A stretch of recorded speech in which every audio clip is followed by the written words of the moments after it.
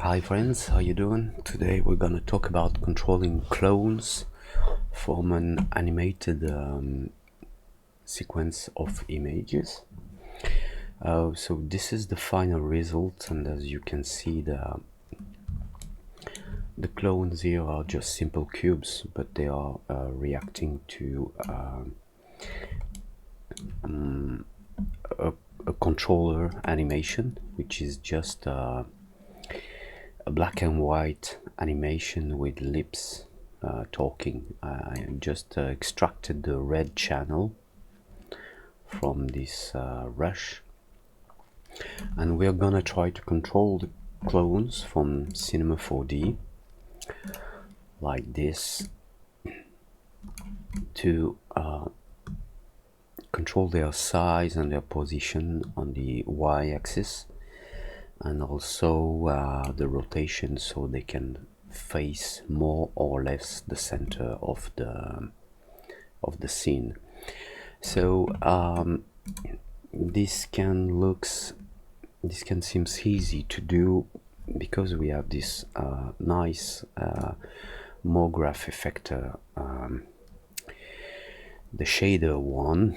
Also we can use the plane effector with a field and using a shader on the field. So where's the problem here? It's that if you use a matrix, you can simply, so the matrix is selected, you can simply use the shader effector. Where is it? Shader here, and it is automatically applied to the matrix effector section because the matrix was selected. So now inside the shader, from the shading, let's go to the parameters and let's change the position on the Y to, let's say, 100 centimeters. I will not use the scale for now. If I go to the shading tab here, I can simply load an image sequence here. Let me find my sequence. Where is it? It should be here. Shaders, lips. Alright, so I'm gonna load the first picture for my lips sequence, this one. This sequence has been exported as a JPEG sequence file. I will not copy this first image to my project folder. I will keep everything on the same place, so I'm gonna click no here. And now, as you can see, the cubes from the matrix I've just moved according to the Y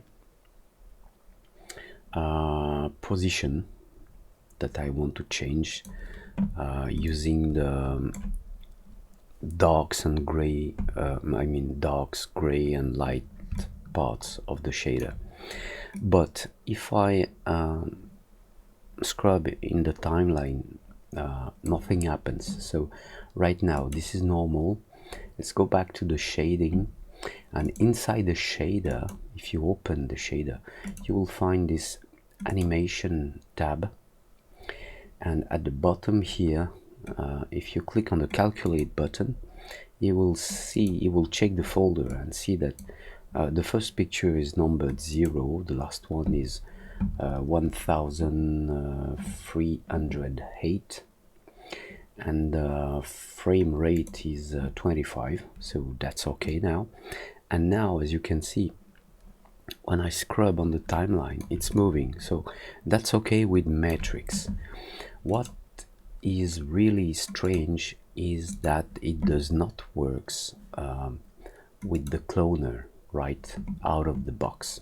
Let me just make a little cube of 222 and a cloner. So let's bring the cloner back, the cube inside the cloner. The cloner will have 100 on X and 100 on Z. and the space is gonna be 333, so we can see those these thousands cubes here.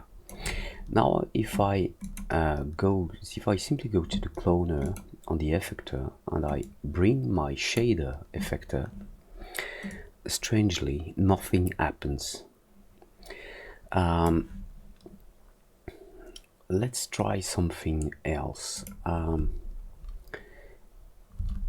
If inside my shader, on the shading part, let's remove this. I'm gonna clear the shader slot.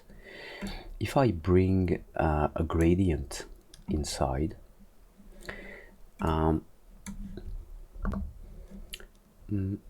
sorry, I think I removed the shader from the cloner. Yeah, let me bring back the shader here. So now the shader that I am using, this gradient, is being applied in real time on the clones, so that's okay. Now let's do it again just to be sure. Inside the shading tab of the shader deformer, well, it's not a deformer, it's an effector, sorry. Let's bring back again a simple image for my lips. I'm gonna select the first one, and as you can see, even if the shader is containing one frame from the lips, nothing happens here. So I don't know if it's intended to work like that or if it's just a bug, I don't know, but I found a way to do this.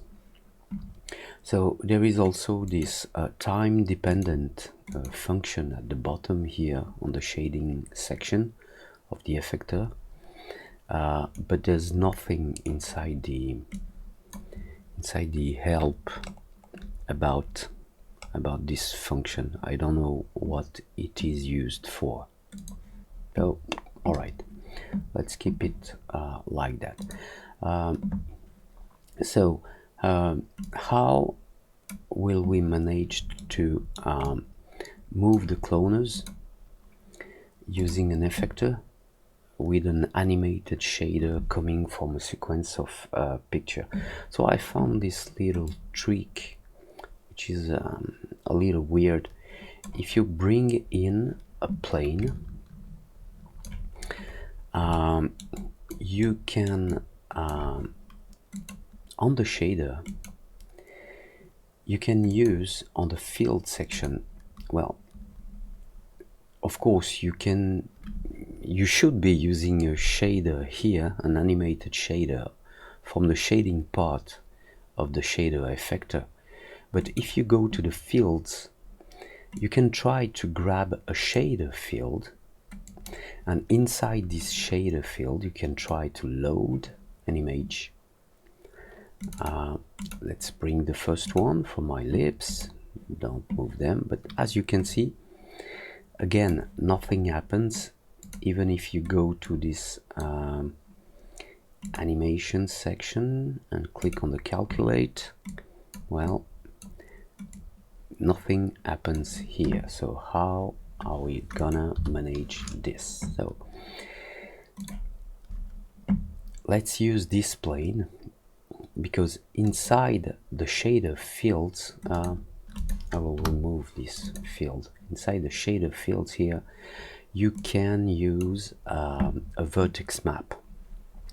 So we're gonna create a vertex map on this plane with the right click, order tags, vertex map, and inside this vertex map, you can control the vertex map with a field, and inside this field list you can now add a shader field, and inside this shader field you can now load your animated sequence.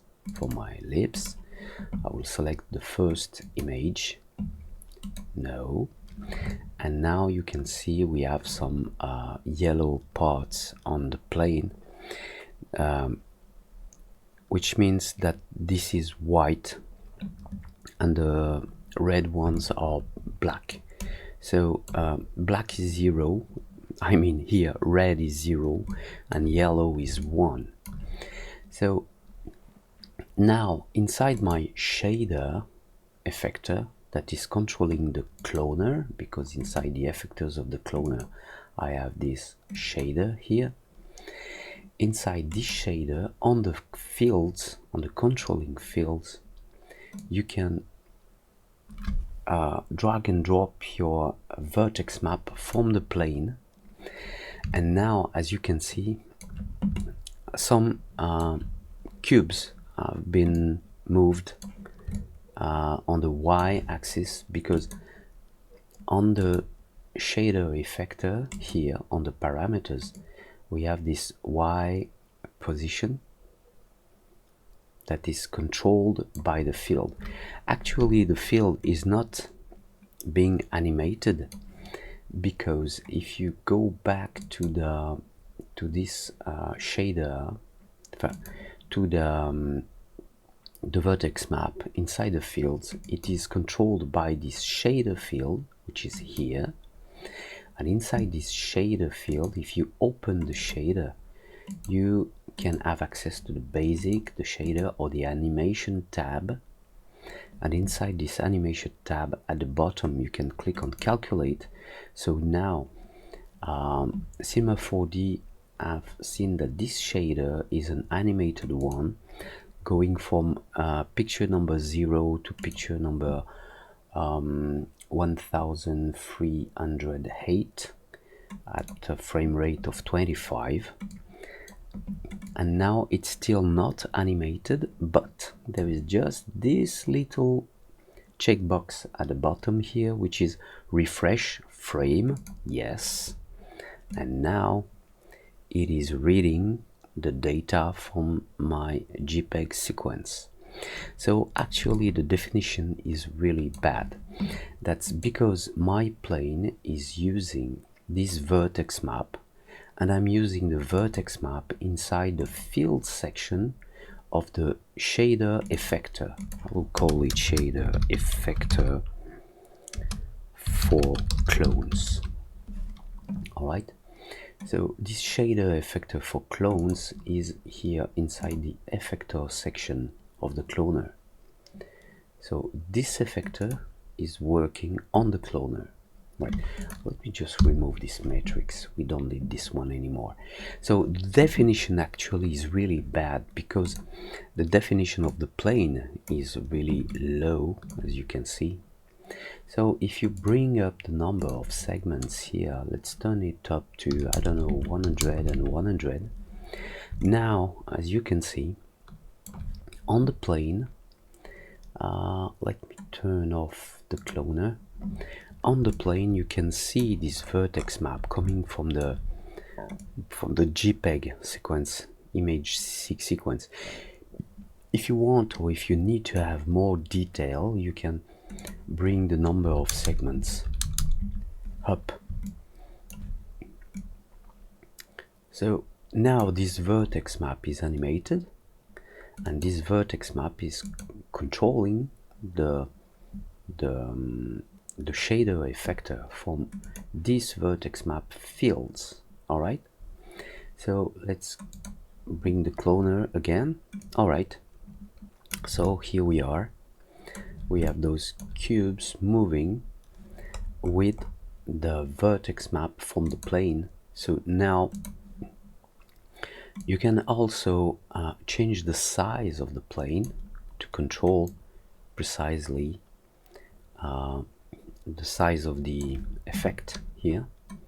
So let me turn it back to, I don't know, 500 and 500. All right. So now my cubes are moving up, but inside my shader effector here on the parameters, I will ask my cubes to go down when the light is high, when the picture is white. Let me set it to -50. So now my cubes are down here, and I will revert everything. So I'm gonna control now from the parameters, I'm gonna control the scale with a uniform scale for XYZ, and I will bring the scale down to -1. So actually what it does is that every cubes that are going down are smaller. All right.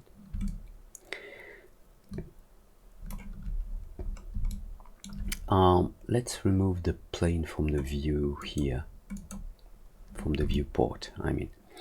And now let's just revert inside the fields used by the shader effector for clones.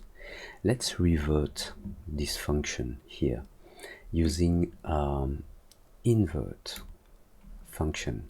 That's it. All right. So now, as you can see, the normal position of any cube is here at the top, and when the picture is black, the cubes are gonna move down on the y-axis, and they're gonna scale down also. And now you have your clone fields animated. So you can bring some other effects inside, because actually if you play this sequence, as you can see, the cubes are moving really really fast. So let's just bring here on the shader effector for the clones, let's add a small delay at the top. We'll bring it down. Let's see what it does if I turn it up, the strength up to 80%. As you can see, it's moving slowly, but it is actually following what's happening on this sequence here, but it's following the sequence with a delay. So let's bring this delay, let's say, to 20%, and now we get something a little smoother. All right. Now let's bring another effect. We're gonna use, let's select the cloner and use a MoGraph target. So as you can see now, from the top, every object is facing this target here, this new effect. I'll bring this one here. I will also rename this target to target effector for clones, so we know what we are talking about. Of course, you can move the target, but you can control how the cubes here are gonna be affected by this target effector, simply using the same trick with the shader effector. On the fields section, you can bring this vertex map here, and let me turn off and on. It's quite difficult to see, but the cubes at the bottom are not facing the target, and the cubes at the top are facing the target. So once again, you can invert the effect. So now the cubes at the bottom are facing the target. I hope you can see them. And when the cubes are reaching the top, they are no more facing the target, which gives it this lovely look of something like, it looks like a field of pixels, but not all the pixels are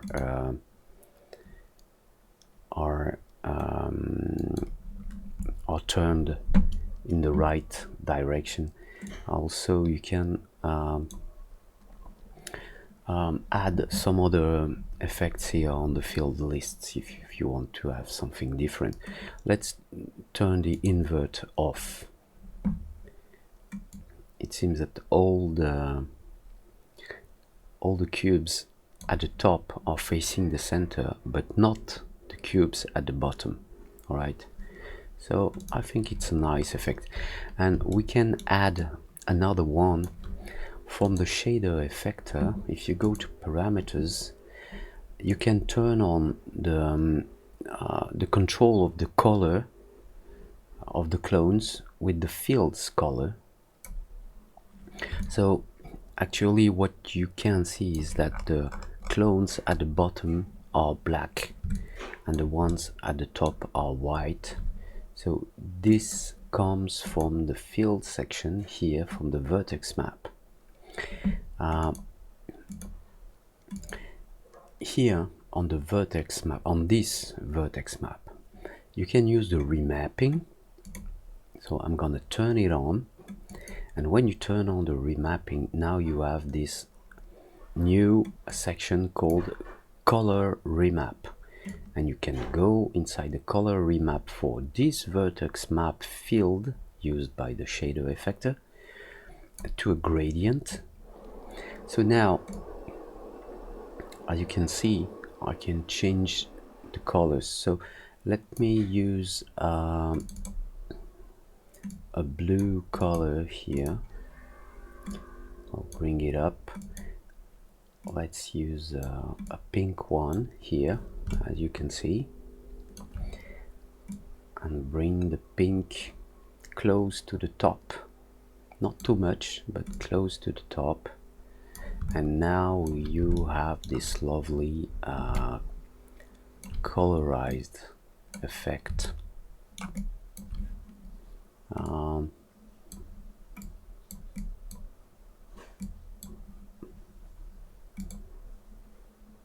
That's it. All right, so you can use it directly with the standard or physical render, but if you use Octane like I do, you need to bring those informations inside a material, inside the shader for Octane. So let me just bring my Octane here. I'm gonna create a material, a diffuse one. It's gonna appear here. I'm gonna put this diffuse inside the cloner, so now everything is white because this diffuse is white. So if you go to the color diffuse here, inside the texture, you can bring the MoGraph color shader. This color shader will catch the color from the clones.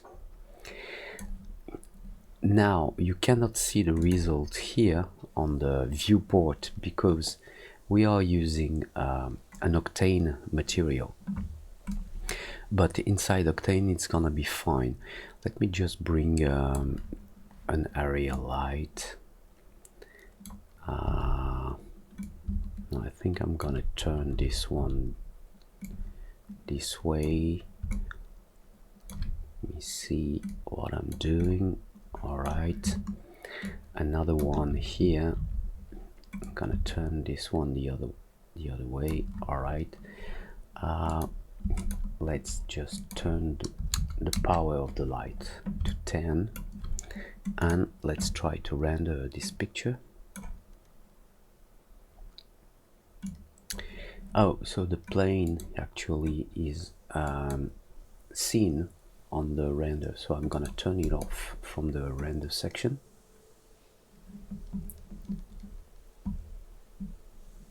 And here we are. Here is the mouth seen from the top, and the animation is fine, I guess. All right, everything is working fine. Inside my demo here, I just added some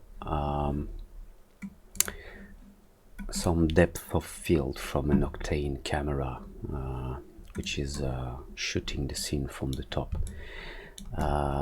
So we won't go into this right now. So I hope it helps. If you have another trick to do this, and if you can send me in the comments how you if there is another way to manage this kind of situation where the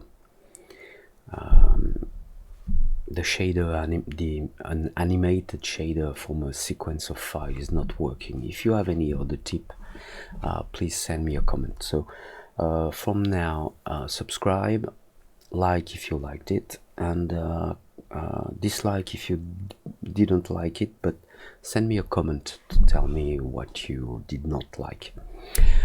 Thank you very much, and see you very soon. Bye, friends.